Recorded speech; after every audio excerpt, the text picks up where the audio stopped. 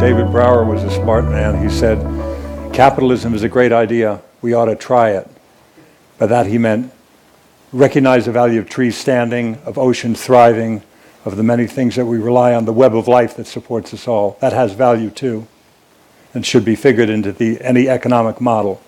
I think in all this, the biggest problem is this idea in human mind that every other life is here to serve us. That idea needs to go. This is a religious idea which has gotten into everybody's heads. I've lived in jungles. I see reptiles, ants, grasshoppers, bees, elephants, they have a full-fledged life of their own, complete life of their own. And how come we think we are the only life that's worthwhile here? This is a wrong idea that's gone into human head. Every other life is here to serve us. This needs to go. For our own well-being, we can't lose those species. It's like how many rivets can you lose from an airplane before it ceases to fly? For our own well-being, for our own survival, we need that web of life to live. If we lose the bees, the pollinators, we know what that will do to our food supply. We've seen what the loss of trees has done around the world. We need all those many species. They keep us all aloft, they keep us all thriving. Some of the studies show that if all the worms disappear right now, all life on the planet will disappear in 18 months' time. If all the insects disappear, in 3.5 to 4 years' time, all life will disappear. But if all of us disappear, the planet will flourish. So we must know what is the significance of our life with theirs. All this should be figured into economic models, as you wisely did with the Rally for Rivers. You went and involved the economic agencies and what have you. Because when you look at the cost of this home, for instance, people normally look at the cost of the home as labor and materials. That's the cost. What's the cost of running the home? The cost of running this home over its long life, it's built out of steel, will be a fraction of what it would be with a normal home. So the cost of the home, to look at just the cost of labor and materials, that's like looking at an iceberg, just the piece above the waterline. The piece below the waterline is huge. That's the cost of running the home, and there's an economic case to be made for that, I think. Yes, it should be. Right now, the way we are running our homes, our commercial establishment, our cities, in my opinion, tell me if I'm wrong, I think it's 70% just waste. With 30% we could do pretty well. I wouldn't be shocked. Just maybe we have to walk a little more, we have to do a few more things, and we would be much healthier and fitter by doing those things. We don't have to simply walk on the treadmill, we could walk on the street. If people came from another planet, could you explain that to them, where you get in your car and you drive to the gym, and when you get to the gym, you get on a bicycle? Would you be able to explain that to somebody? It's nothing if not amusing. What vision can you see for what could happen on this continent that is somehow similar to what happened with the Rally for Rivers? Is there a vision that you have for what could happen here? See, in comparison, if you want to see between India and North America, because you said the continent, right? Not the country, okay. The population and land ratio is extremely good here. So here, I think right now the most important thing that America should do is, I was today morning also speaking to someone about this. See, for whatever reasons, America has kind of found a leadership position in the world, not just as political and military power. See, today if you go to most parts of the world, at least in the urban world, everywhere, in India, in China, in any part of Asia or Africa, if you look at people, you stand on a main street and look at people below their knees, they're all wearing blue denims, 50% of the people at least. So if America wears blue-colored clothes, everybody is wearing blue-colored clothes. If you put a hole in your trousers, everybody's putting a hole in the trousers. Not worn down, they're putting a hole. Even a kindergarten child knows this machine runs on oxygen and expels carbon dioxide. But if you pump carbon dioxide into your bottle and say this is the real thing, the whole damn world is drinking it, okay? So, there is a leadership position. It doesn't matter what you do the right thing or the wrong thing, somewhere the world is following. So you must do the right thing now.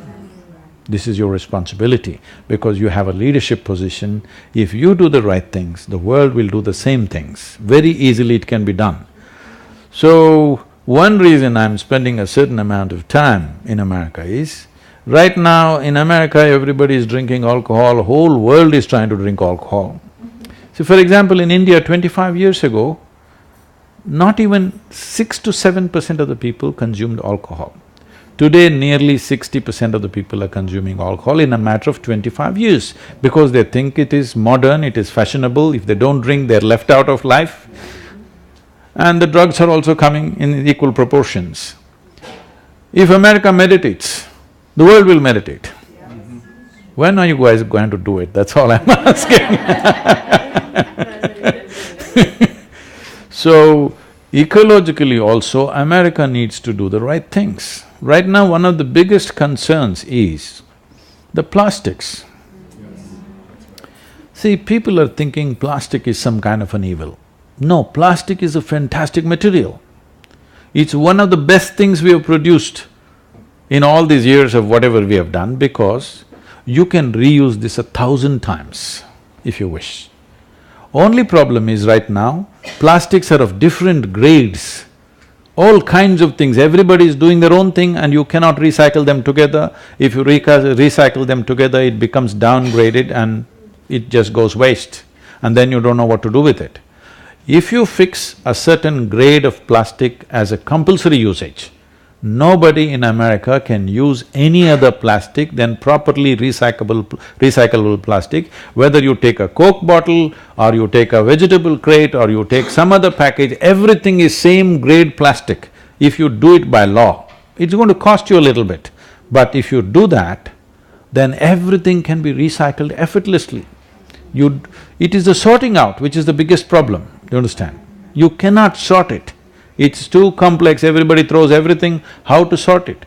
A simple thing I'm telling you, one of the biggest challenges for recycling the PET bottles, in the world we are using nearly 500 billion PET bottles are produced.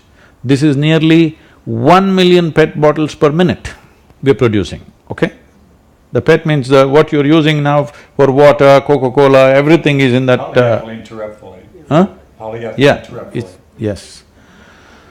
So now, if everything is one single grade, very easily we'll recycle. This bottle recycling in India is nearly 100%. 65% in organized sector, 15% in unorganized sector, 10% of the bottles are simply being reused in homes. Very little is lost because we have manpower to pick it. But now one of the biggest challenges is the paper label that's on it, they're not willing to change that. You just have to print your Coca-Cola directly on the thing. You cannot separate the paper and the plastic. This is not allowing us to recycle. Do you understand? In India, they hire people, women and children sitting there and ripping off the papers. With that paper you cannot recycle. If the paper goes into the recycle, the plastic gets downgraded. So like this, there are very simple problems. It's just because we don't care it's not happened, not because there's no technology, not because it's economically impossible for us to do. We've not cared enough to pay attention to these things. This is a simple thing, if all of you here, if you push for this in your governments, that America uses only one grade of plastic. There are 6 grades of recyclable plastic, 100% recyclable plastics. Only one you use. Believe me, if this becomes the law everywhere in the world, one big problem is gone. Right now they're saying by 2050, the amount of plastic in the oceans in weight will be equal to the amount of fish in the ocean. Can you beat that? What's wrong with us? It's not a simple problem. I'll tell you, the Vellangiri Hills, our backyard, where we are, our India center, Our backyard is 10,000 square miles of rainforest. There are elephants, tigers and all kinds of wildlife. There is one pilgrim place where people climb up and go down. This is only once a year, 2 months, lots of pilgrims, nearly 1 million pilgrims go. So they were just throwing plastic all over the place. Some elephants died, lot of deer died. Then we decided, we will stop all the pilgrims at the base of the mountain and give them a cloth bag. Take away all their plastic bags and give a cloth bag. A few businesses came and supported us with, whatever they printed their complimentary bags and they gave. And we went up the mountain with about 6,000 volunteers and we brought back 18 tons of plastic just in the form of covers, okay? Just the covers. These covers float around and unknowingly the animals just eat it and it gets stuck in their esophagus and they die because of this. So this we stopped by just putting a cloth bag. What does it cost us? Nothing, okay? It costs us really nothing. Just a few handful of small businesses come together and sponsor these bags and it's a done thing. And this bag is reusable, they can use it 25 times, it's a cloth bag. So these are all simple solutions, it's not some great technology is needed, just attention is needed, human attention is missing.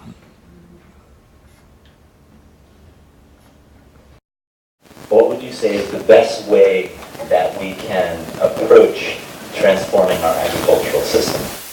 See, there are ways of looking at it as to what is ideal thing to do or what is the small corrections we can do so that we are in a little better place.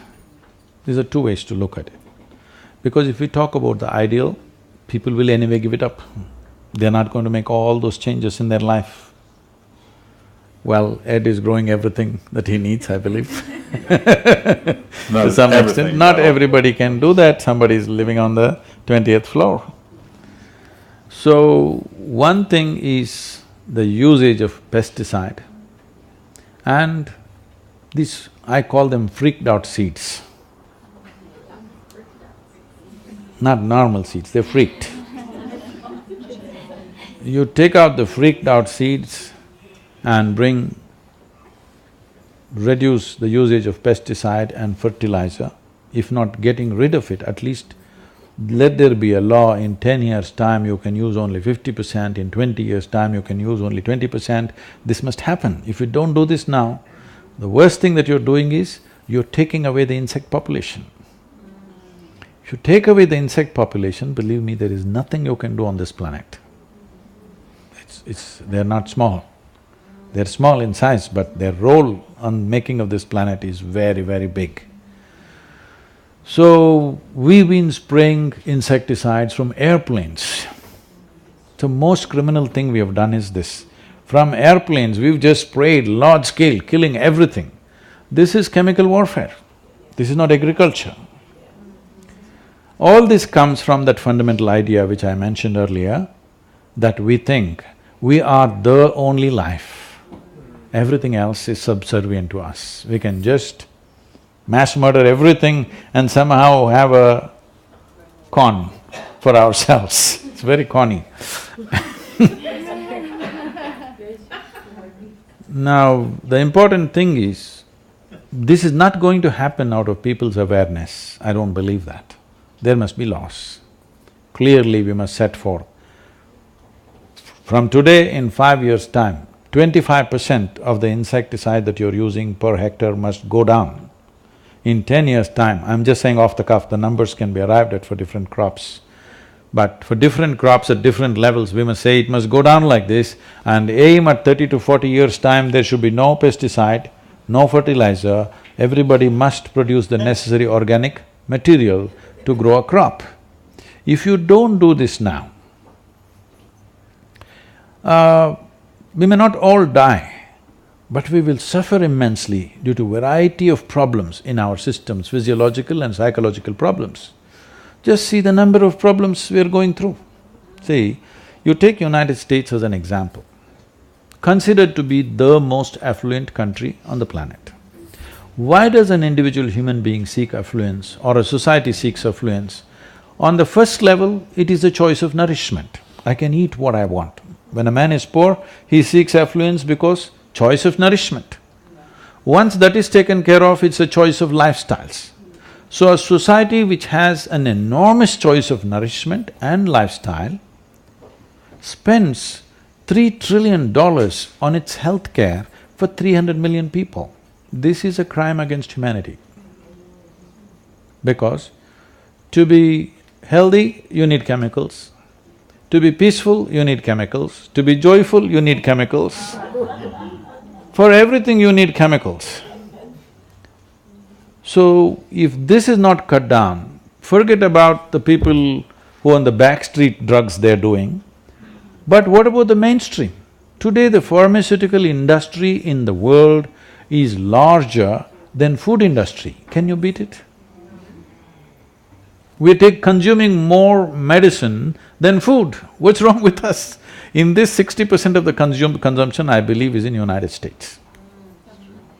The wealthiest nation on the planet is not healthy because they don't know what to eat. Everything they eat, they've poisoned it themselves. Somewhere, one little farm, organic here, organic there, no, by law, it should be so. The time is over for that, where thinking people will do it consciously and it will happen. It has to be enforced. If it's not enforced, now it's going to be late, because the amount of human suffering we are causing with this is too much. Generations will pass like this.